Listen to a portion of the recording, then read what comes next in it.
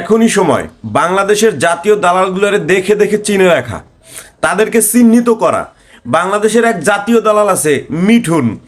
এই যে মিঠুন, জীবনে তার কোনোদিন দেখলাম না ভালো একটা ম্যাচ, জীবনে তার দেখলাম না কোনোদিন একটা ভালো ইনিংস, ঠিক আছে। সে এখন একটা হেডাম হয়ে দাঁড়াইছে। সে নাজমুল হোসেন স্যার পদত্যাগ না করলে সে বিপিএল খেলতেই দেবে না। মানে কত বড় দালাল! এই শালা দালালদেরকে এখন চিহ্নিত করা উচিত। সামনের বিপিএলে এরা যেন কোনোভাবেই দল না পায়, সামনের বিপিএলে যেন এরা দলেই চান্স না পায়। আর এদের মতো ক্রিকেটাররা এই কথা কেমনে বলে আমি এটাই বুঝলাম না। আর তার সাথে কিছু মূর্খ আছে, এই মূর্খগুলো যে মনে করেন জোট বাঁধছে, ঠিক আছে। তোমাকে বাস যে কীভাবে যাইতেছে তোমরা নিজেরাও বুঝতেছো না, আর তোমাকে বাস আরও আরও ভয়াবহভাবে যাবে।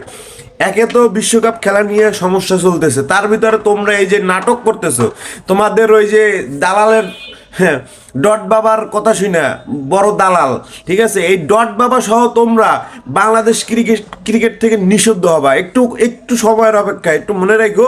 তোমরা এই এই এই এই বিসিবি থেকে তোমরা একদম নিষেধাজ্ঞা দেওয়া হবে, একদম নিষিদ্ধ হয়ে যাবা।